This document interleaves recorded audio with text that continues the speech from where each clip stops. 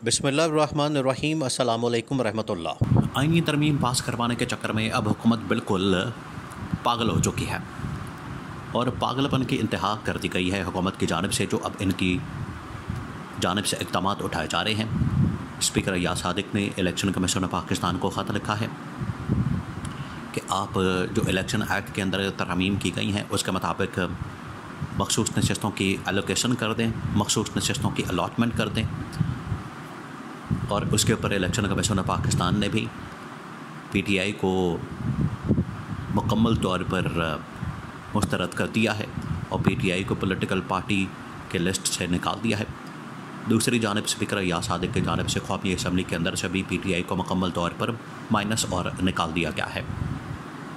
ये पहला कदम उठाया गया है पागलपन के अंदर कि PTI को ये अगर माइनस करना चाहते हैं तो फिर आवाम के दिलों से निकाल के दिखाएं, आवाम के दिलों से माइनस करके दिखाएं, आवाम के ज़हनों से माइनस करके दिखाएं अगर ये PTI को माइनस करना चाहते हैं।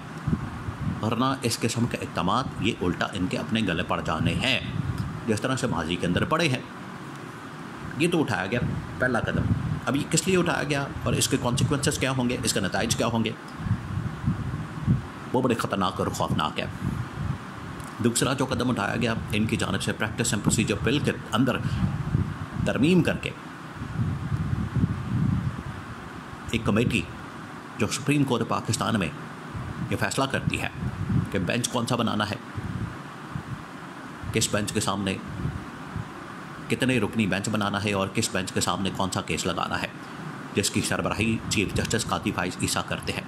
कादी फाइज़ ईसा ने ही इस किस्म का कानून बनाया था।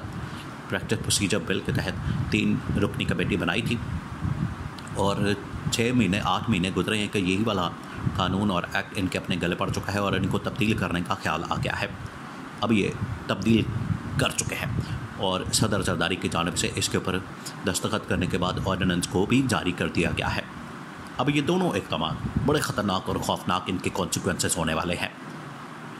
अब इमरान खान को माइनस करने के लिए ये वाले जो हरबे हथकंडे इस्तेमाल कर रहे हैं उसमें ये उजलत में, बड़ी जल्दी में, तेज़ी में, पागलपन में होशो हवास क्योंकि खो चुके हैं, इसलिए ये उल्टे सीधे मशवरे इनके वज़रा की जानिब से आ रहे हैं और उन्होंने ये इक़दाम किए हैं। सबसे पहले जो इलेक्शन कमीशन ऑफ पाकिस्तान ने इलेक्शन एक्ट के मुताबिक अमल दरामद करते हुए सुप्रीम कोर्ट ऑफ पाकिस्तान के फ़ैसले को रद्दी की टोकरी में डाला है, उसके बहुत ख़तरनाक नताइज निकलने वाले हैं और चीफ इलेक्शन कमिश्नर के ऊपर आर्टिकल 6 लगने जा रहा है, लग सकता है। और इस बारे में पटिशन जो है वो PTI वाले तैयार कर चुके हैं। उनकी जानिब से petition supreme court of Pakistan में दायर कर दी जाएगी। उधर भी उन्होंने गेम डाल दी है, उधर ये गेम डाली है कि प्रैक्टिस प्रोसीजर बिल के तहत अब कोई भी केस जब लगना है तो वो कादी फाइज़ ईसा अपनी मर्ज़ी से लगाएगा और अपनी मर्ज़ी से दूसरा जज जो है वो नामज़द करेगा उस कमेटी के अंदर। देखिए पहले स्ट्रक्चर क्या था, आप इस स्ट्रक्चर को समझें। जो पहले इसके अंदर प्रैक्टिस प्रोसीजर बिल के अंदर डाल दिया क्या था, जो स्ट्रक्चर था वो ये था कि 3 रुकनी कमेटी बेंच फाइनल करेगी, कितने रुकनी बेंच होगा, उस बेंच के सामने कौन सा केस लगेगा। उसके अंदर था कादी फाइज़ ईसा, 2 और जजेस थे, जस्टिस मुनीब अख्तर और justice Mansoor Ali Shah. Justice Munib Akhtar, justice Mansoor Ali Shah तो अभी महीने बाद चीफ जस्टिस बनने वाले हैं, मुनीब अख्तर भी आने वाले चीफ जस्टिस हैं। अब वो दोनों एक साइड पर हो गए क्योंकि कादी फाइज़ ईसा ने एक्सटेंशन की ख्वाहिश का इजहार कर दिया था। एक्सटेंशन के लिए उसने हाथ पाँव मारना शुरू कर दिए थे, इसलिए दोनों जजेस एक साइड पर हो गए और कादी फाइज़ ईसा अकेला और तनहा रह गया। तो कादी फाइज़ ईसा के तनहा रहने के बाद अब जो बेंच की तश्कील थी या कौन सा केस किस बेंच के सामने लगना है, वो गेम चली गई दोनों जजेस के हाथ में, जिसकी वजह से कादी फाइज़ ईसा को नुकसान हो रहा था और हुकूमत को नुकसान हो रहा था। तो फिर ये 2 नंबरी करके यहाँ पर ये चेंज किया गया, तब्दीली की गई। कादी फाइज़ ईसा दूसरा जो जज है, 3 जज हैं, एक हो गया काजी, दूसरा जो जज है वो कादी फाइज़ ईसा अपनी मर्ज़ी का लगाएगा। तो इसके अंदर फिर मेरिट कहाँ रह गया। आप इतनी ज़्यादा मैनिपुलेशन करेंगे कि इंसाफ का कत्ल किया जाए, इंसाफ की धज्जियाँ उड़ाई जाए, आइन और कानून को पामाल किया जाए। इस किस्म की हरकतें करने के बाद कौन बंदा जो है वो अदालतों के ऊपर यकीन करेगा। कि अगर इन्होंने अपनी मर्ज़ी के मुताबिक जजेस ला के बिठाने हैं और अपनी मर्ज़ी के फ़ैसले देने हैं तो फिर अदालतें क्यों खोली हैं? अदालतें बंद कर दें, फिर आपके मन में जो आता है, जो आपका जी करता है वो आप करते जाएं। एक तो ये फ़ैसला किया और ये फ़ैसला भी इनके अपने गले पड़ जाएगा।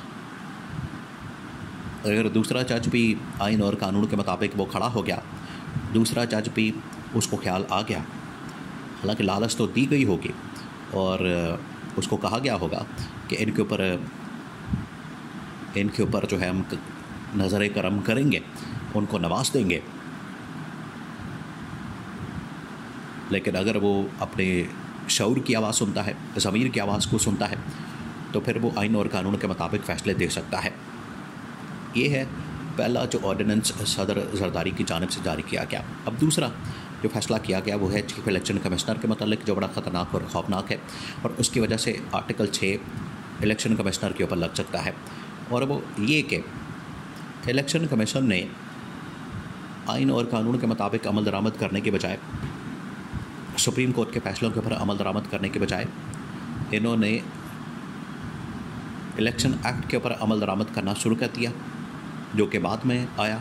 सुप्रीम कोर्ट का फ़ैसला पहले आया मखसूस नशस्तों के मामले के ऊपर, और इलेक्शन कमीशन पाकिस्तान ने पहले कहा कि बिल्कुल हम इमरान खान को मखसूस नशस्तें देंगे, बिल्कुल हम इमरान खान को मखसूस नशस्तें देने के लिए तैयार हैं, फ़ैसले के ऊपर मेनून अमल दरामद होगा।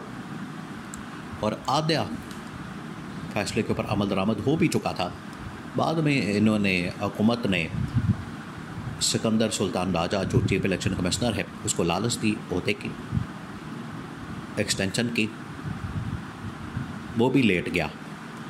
अब वो भी गठजोड़ करके हुकूमत के साथ सुप्रीम कोर्ट के फ़ैसले को रद्दी की टोकरी में डाल रहा है और सरासर तौहीन अदालत कर रहा है, जिसकी वजह से ना सिर्फ 8 जजेस जिन्होंने ये फ़ैसला दिया था पीटीआई के हक़ में उसको मखसूस नशस्तें देने का, ना सिर्फ ये 8 जजेस का फ़ैसला इसकी तौहीन की जा रही है, तो इसकी वजह से इसके ऊपर तौहीन अदालत लग सकती है। बल्कि इमरान खान अगर पीटीआई के बगला सुप्रीम कोर्ट में जाते हैं तो वहाँ से भी आर्टिकल 6 की कार्रवाई चीफ इलेक्शन कमिश्नर के ख़िलाफ़ शुरू की जा सकती है।